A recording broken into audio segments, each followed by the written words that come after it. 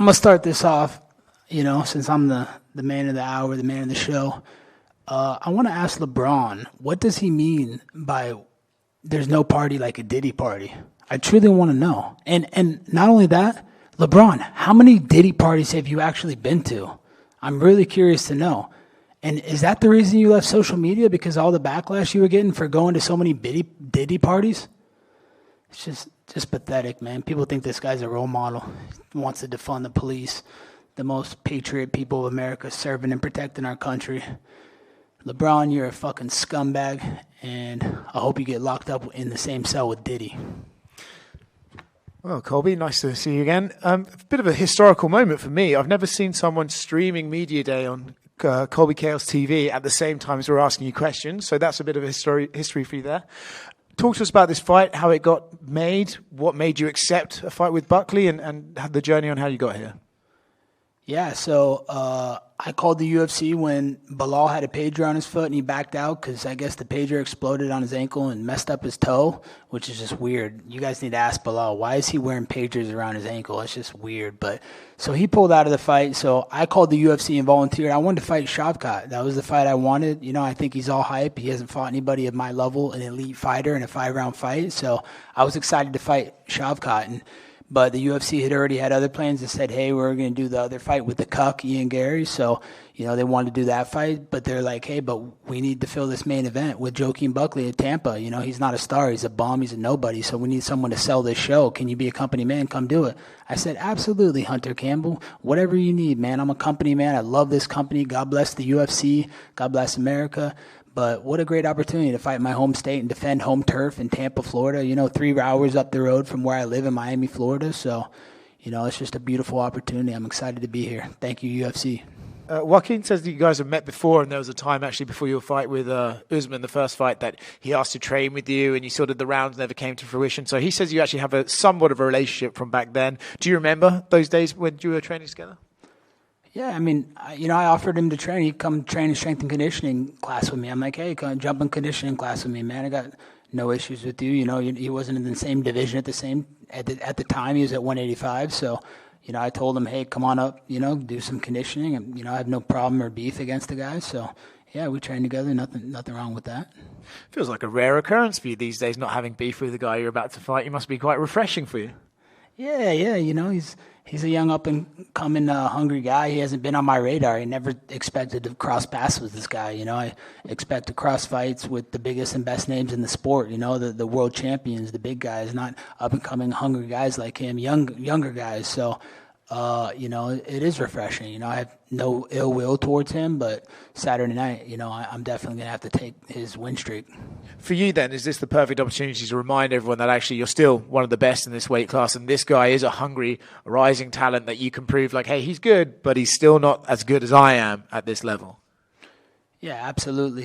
People have been trying to trash my name for too long when I fought the best fighters in the world for, 8-10 years straight. So this is my opportunity to come out, beat a young, hungry, up-and-coming comer that's on a long 5-fight win streak and, has a lot of hype behind his name and, explosive hands. So it's an opportunity to bring him to the deep waters in the main event spotlight and show the world that I'm still the best welterweight on planet Earth. You did mention them before. Ian and Shavkat did fight last week. I'd be curious to get your take on how they both performed. And, Ian wasn't very nice about you in the lead up to that fight, said you'd never fight him, etc. I wondered if you have any response for him as well. Yeah, he's a cuck. He sits in the corner while his wife gets dogged out by the nutritionist. Isn't that just weird? Like, I don't know why more people don't, talk about that. It's just disgusting that he brings the last name of your wife's ex-husband. It's just fucking strange. And, my thing is, hey, he does nothing for my career. What does he do for me? He's an absolute nobody who's beaten nobody. So I told him, hey, if you want this fight, just answer the 3 stipulations. Turn on your comments. Your wife wants to be so famous so bad. She's quoting Shakespeare, which is just weird in itself. And we know how much weird shit goes on in Shakespeare about fucking cousins, fucking family, all the weird shit they do. But, hey, you want to be famous, make a video begging for the fight. And then if you really think you're going to beat me, Ian, agree that if you lose the fight, Your wife has to be in my video for BC game, and we do an America's Pick of the Week for the people. He couldn't, he couldn't answer, and he couldn't meet the stipulations, so there's no reason for me to fight him. He's a bum. I mean, the fight's never been offered, but I can tell you one thing. I have the power to make fights happen. I can go to Hunter Campbell. I can go to Dana White and be like, hey, Dana, hey, Hunter, I want this fight. This is the fight I want. This is the fight that makes sense. This is what the people want. But he couldn't make those 3 stipulations happen, so I don't have time for him. He's irrelevant. He's a nothing. He does nothing for my career. Beating him will do nothing. So, here we are against Joaquin Buckley, and Saturday night's going to be explosive. You don't think at one point you'll fight Ian Garry? If he meets those stipulations, all he has to do is turn his comments on. Like, why is he so sensitive with the fans? All he has to do is have his wife make a video. She loves making videos. She's making videos to Sean Strickland, trying to quote Shakespeare like she's so smart and this and that. She loves to put herself in the limelight and act like she's a part of the business. So, and then if he's so confident, let's put a risk on the table. If you lose, she's got to do a video with me for my new sponsor, BC Game. Otherwise, I don't have time. It's just a waste of my time. He's a fucking cuck. I don't want to fucking go with a cuck. Who knows where his hands and his fucking whole body, what type of fluids are on him and shit. Like, that's just disgusting. And on the other side of that, what'd you think of Shavkat, like, as far as his performance? And now it looks like he's going to fight Belal Muhammed. So what did you think of his performance, and what chances do you give him against Belal? I didn't watch the fight. I was too busy, doing some other things, doing some streaming on my new Twitch for BC Game. Shout out to all my fans out there on Twitch that were live streaming, watching me right now. Got a lot of love for them. I got bigger things to do than watch these up-and-coming nobodies that haven't accomplished anything in this sport. They have no merit. They haven't been in title fights like me. They haven't won world titles like I have. So, I heard it was boring. I heard his stock went down, and he got exposed. He was all hype. He's got all finishes against all nobodies. He beat the busboy from Outback, the Outback Steakhouse that serves bloomin' onions. Like, how prestigious is that? So, that's why I volunteered to fight him. I volunteered to fight him on 3 weeks' notice. I called Hunter. I wanted that fight, but instead, I got pushed into this fight. Not pushed into it. I'm happy to come and save the day for the company. I love this company. I'm a company man. Love the UFC. It's such an honor to fight here. And, this is the true excitement in my life when I get to come fight for the UFC. And what do you think is at stake in this fight against Buckley? He says that he's going to go out there and pull off a knockout of the year, finish you, and then leapfrog Shavkat. Do you feel like sort of the same thing is for you? Like, if you do something spectacular on Saturday, maybe we're talking about you in a title contention? Yeah, absolutely. My name's always in title contention. I'm the biggest name in the sport. There's no stars in this division. It's a bunch of bums, a bunch of fucking guys that have about as much charisma as the wet mop in the corner. So, I'm the superstar in this division. I call the shots. I am the champion. Everybody knows I'm the king of Miami. So I think after Saturday night when I convincingly beat Buckley, I'm next in line for the title. Buckley says that he thinks that you took this fight because it's the last fight on your contract, and it just kind of worked out that way. What's, I guess, your standing with the UFC as of now? Yeah, that's fake news. Before my last fight, I signed a new 5-6 fight contract.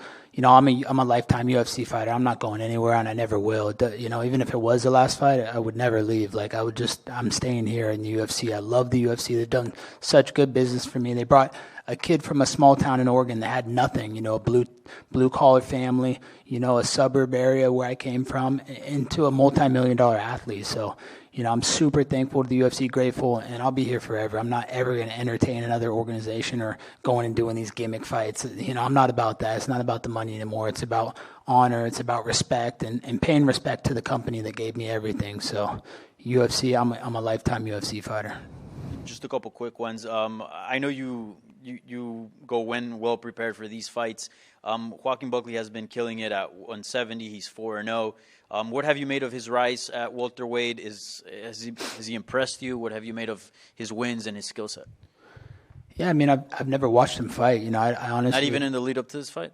No, not even the lead. I never watched my opponents fight. Like, why would I worry about what they're going to do? They got to worry about what I'm going to do. I'm going to bring the bedroom cardio to the octagon on Saturday night. And I could tell you, a lot of mamacitas in Miami have been slayed in the last couple weeks in the lead up to this fight. So the cardio is going to be on point. We're going to blow the roof off the arena. It's going to be electric. And, I got some special guests in attendance that'll be walking me out. And it's going to be a memorable night. So I'm not really worried about what he does. He's going to have to worry about what I do.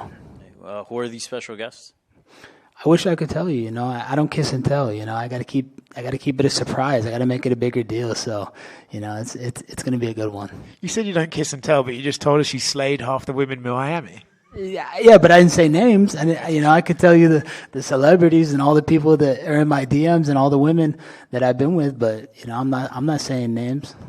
And lastly, I don't know if you've seen some of the fan chatter, but like after your performance against Leon Edwards, a lot of people said, well, maybe we just saw sort of the best of Colby. He's already in the past. He's past his prime, this and that. How do you feel about that chatter? And how do you feel personally after having gone through this training camp? Do you feel like you're still an elite welterweight?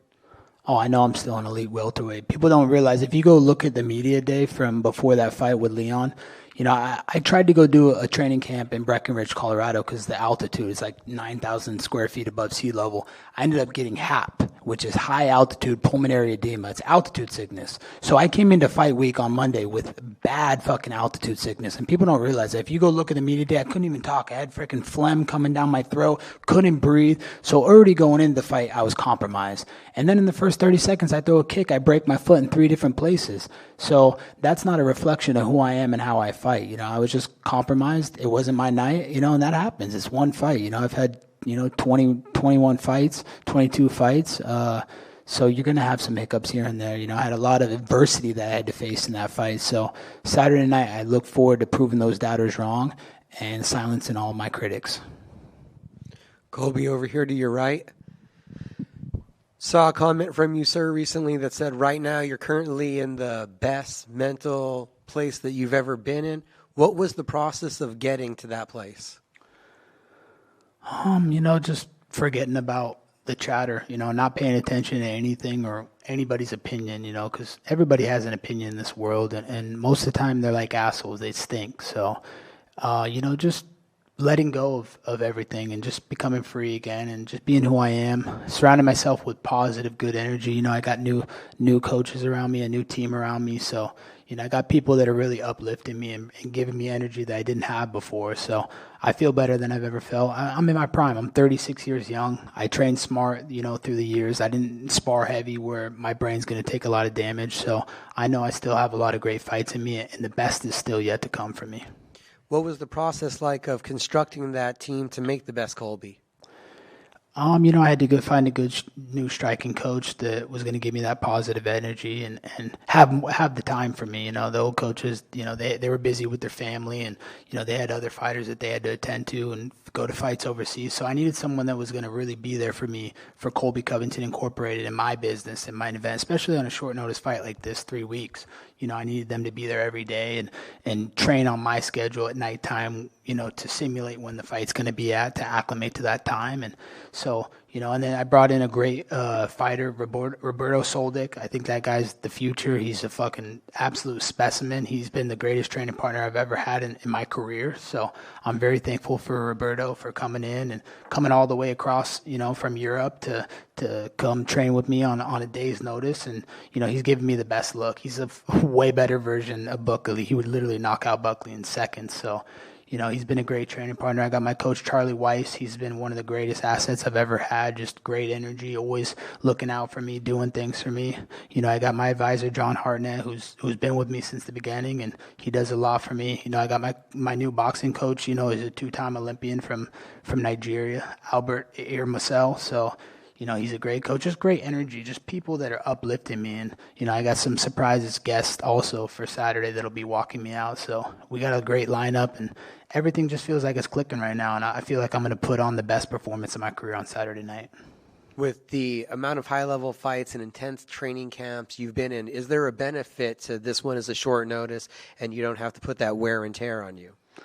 Absolutely. I know most fighters are scared to take short notice fights because they think they need like this 8 to 10 week training camp to prepare to really get their mind and body in the right place. But I feel like these short training camps are smarter and better for you because now you're not putting as much wear and tear. You're not as worn down mentally and physically from the hard training over the weeks. So I feel good. I feel fresh. I feel rejuvenated. And I feel like this is the way for the future. I feel like guys should just stay ready all the time and take short notice fights because then you're not going to beat your body up from sparring and training for an 8-week, 10-week training camp. Thank you, sir. Thank you, buddy. Colby right here. Why do you, like, you talked about the sickness that you had before the last fight and obviously the injury in the first 30 seconds. Why do you think that people specifically talk about you and they conveniently leave those things out? They just say that Colby's past it and all these things about you, but they don't talk about other people in that division. Like, if other people in the division were to go out and get an injury or something like that, I feel like they would mention it. But you specifically, it's, oh, Colby's past it. Like, why do you think fans look at you that way? I mean, I'm just the easy guy to hate. I feel like when people, put hateful comments to me, either in the media or fans, it's just, that's like to get woke points. That's to get, extra points for them. So, we know all the MMA media hates, the greatest president of all time, Donald Trump, who literally saved America in our last election, who's going to put America first again and, American values. So God bless Donald Trump. He, another guy who's inspired me in this training camp to see his work ethic. He was like in 3 different states every day, like doesn't sleep, literally sleeps an hour or two, and just he's serving the American people. He put his family, he put his business in jeopardy to put America first again and to put this country first again. So super thankful to Donald Trump and the inspiration he's given me, and could care less about everybody's opinions. They love to beat me while I'm down or take shots at me, and it's all right. That's okay. Like I love criticism. I love people talking. But these same people talking are the same ones that can never walk a day in my shoes. They've never done anything. They have no accomplishments in life. They're literally sitting in their mom's basements eating Cheetos and trying to tell me, oh, he should have thrown that kick. He should have done this right in the fight. Okay, well, if I should have done it, why don't you come out here and do it if it's so easy? And then kind of going back to the beginning there, I'm not sure if they mentioned it or not. You said Joaquin Buckley's kind of a newer guy. You don't have too much to say about him. He was in here and he kind of told a story. He said he offered to help you train for a fight against Kamaru Usman. Was there any truth to that? No, there's absolutely no truth to that. I don't know why he's making up lies like that. He just looks stupid by saying that. That's actually very dumb of him to say. Like, I'll tell you the honest truth. He came to the gym and I said, hey, you want to jump in conditioning? We can do some conditioning together. And that was that. We never trained. We never did anything. So he wouldn't have been a look for Usman anyways as a southpaw. So it doesn't really make sense. I don't know why he would make up that lie. And then you were on Twitch and kind of talking about how there's still no love for Kamaru Usman. You called him a cheater. You called him a coward. Is there ever going to be a trilogy fight somewhere down the line? I hope so. I really want that trilogy fight. There's definitely unfinished business there. I mean, every single fan when we walked out of Madison Square Garden the second fight knew I won that fight. They said, hey, how did you not get your hand raised? Like, they were all just like in shock and disbelief. He won 1 round. The second round was his round. Okay, you got 1 round. It's a 5-round fight. So, I know I'm better than Kamaru Usman. Like, the first fight we fought, with the food poisoning going in and the bad reffing. I was fighting 2-on-1 that night. Mark Not So God was stopping. I kicked him in the liver. The guy was done. He literally caught him in the liver. His organs were shutting down, and everybody knows when you get hit in the body shot in the liver, it'll shut your body down. And it doesn't matter how tough you are mentally, you will shut down. He was ready to shut down. They gave him a 5-minute break. And then these pushing me, Mark's pushing me like, oh, calm down, Colby, calm down, grabbing me, taking my energy away, like completely took my focus out of the fight, that first fight. But the second fight I won, the trilogy fight needs to happen for sure. If he leaves and we never get to fight that trilogy, then, I'll have that over him. Then he didn't want to fight me and I was a better fighter than him. So, I hope it happens. I think that's a fight that needs to happen. Just real quick, just have one regarding Trump. I don't know if you saw, but a couple months ago he said, I think in August, he said that Khabib was his favorite fighter. I don't know if you have any reaction, any comment on that. He didn't say that Khabib was his favorite fighter. He just asked who are some of your favorite fighters, and he had saw Khabib the weekend before, so he's giving a shout out to him. We want good relations with Russia, so it made sense to go that route. We want peace in the Middle East. We want peace around the world. We don't want Russia going after Ukraine. We need more peace. So I'm happy. He has a lot of great fighters. He has a lot of favorite fighters that he likes. I know I'm one of his favorite fighters. That's okay. He invites me to Mar-a-Lago. I was sitting next to him on election night. He's introduced me to Elon Musk for Thanksgiving. Actually, Barron Trump did that, but shout out to Barron Trump. He's the absolute future of this country, man. Thank Barron Trump so much. Guy's so smart. He talks like a freaking just 40-year-old intellectual, just freaking top of the class student. So super thankful to know Barron Trump and have got to share a conversation with Elon Musk. And, I asked him, hey, are we going to go to Pluto? Why can't we go to Pluto? And Elon started laughing. He's like, Colby, Pluto's way too far. But I can tell you that we're going to put 1 million people on Mars. So I was like, wow, Elon, that's so awesome. And, he was just talking about who my favorite fighters were and this and that. And it was a great Thanksgiving trip with Donald Trump and the family at Mar-a-Lago. So, shout out to Donald Trump. He's literally put America first, put everything on the line for America First policies. And, he's peace through strength. He's literally, you see the way he treats these world leaders. They respect him. They bow down to him. They know when he walks through the room, he's the man, and America needs to be feared. This guy that we had in the office was literally a puppet, and he was senile. He doesn't even know where he's at most of the time. He's like looking around like, oh, where am I? World leaders are like carrying him off the stage. I mean, it's pathetic. Now we have a strong leader back. Donald Trump's going to make America great again, and he's going to make this country greater than it's ever been. Hello, sir.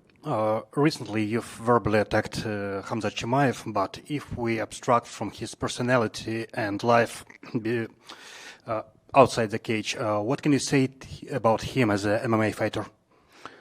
Dude, he's an absolute scumbag. The fact that he rug pulled all his fans, that's the most disgusting act I've seen in the MMA ever. Him and Khabib, like, just absolute scammers. Like, dude, you're making enough good money with the UFC. Now you're going to rug pull and do a fake mem coin and scam all your fans for millions of dollars? I mean, these are fans that are working their asses off every day at McDonald's or low income paying jobs, and they're investing in them because they trust the fighter and they like their fighter, and for him to just shit on all his fans like that, it's disgusting. I mean, that's why he's cum shot, the guy's literally fucking, just the worst person on earth. It's so sad that he did that to his fans. So, as an MMA fighter, I don't think he's anything special. I think that, he got exposed in that Gilbert Burns fight, that he doesn't have good cardio. I thought Usman beat him, when they fought. If that would have been 5 rounds, Usman would have beat him for sure. But I thought Usman beat him 2-1, so I don't see anything special out of Chimaev. He needs to stop fucking scamming his fans. And a quick one from me, I'm just curious. What's more important to you, winning in Octagon or your popularity outside the cage? Winning in the octagon, dude. This isn't about popularity, man. I don't do this for popularity. I do this, to be the best and to leave a great legacy. I want people to remember Colby Covington, a fucking century from now. I want this name to echo through people's minds forever, and to tell stories about how great of a fighter I was and how fearless and how I went against the grain. I'm doing something that no one else is doing. Everybody likes to complain about me and say this and that, but they haven't done what I've done. They haven't killed what I've killed. So, if you want to be a star in this division, you got to make yourself a star, and I've done that. Thank you. Hello, Colby. I want to know, what is your opinion about Ilia Topuria as a fighter? Yeah, he's a great fighter, man. He's knocking people out. He's exciting. He's fun to watch. I think he's a great young, hungry guy, and he's a dangerous guy. I don't think anybody's going to beat him in that featherweight division. So, shout out to Ilya. He's been doing great, and great branding and great gimmick and character that he has. Coming from his country, and just a great fighter overall. Thank you. Colby, I know you and Jon Jones have had quite a history. What did you think of his performance and him leaving New York with the heavyweight title? Yeah, man, Jon has some fruity tendencies. I think the media needs to look into some of the fruity things that he does. It's very strange. But I can tell you, I know that he has been with some women, because I remember in college, he always used to get the fattest girls in the school. I'm talking 300 pounds plus. And he knows deep down inside, this is not a joke. He knows deep down inside, I know his dark hidden secrets that are in his closet. So he's been with some of the just fattest, just 300 pound slobs. It's disgusting. I mean, dude, Jon Jones is an absolute fucking disgrace to this earth. He's a fucking joke. I mean, yeah, you beat Stipe. Stipe, respect to Stipe first off, because he's a first responder, and he puts his life on the line for the people and for his community. So shout out to Stipe. He's, the greatest heavyweight of all time, but he was past his time. He shouldn't even have been there, man. He knows he was old, and he was just showing up for a paycheck. That's not the Stipe of old, that was in his prime anymore. So, I don't think anything special that performance. I think John needs to stop ducking Tom Aspinall, just like he ducked Nagano. He ducked Nagano for years. Now he's ducking Aspinall. So he doesn't want to fight the guys he knows he's getting his ass whooped against. So I don't think anything special to Jon Jones. He's a fucking coward. He's a cheat, and he's a woman beater. He needs to stop beating his wife and leaving her bloody in Las Vegas hotel rooms.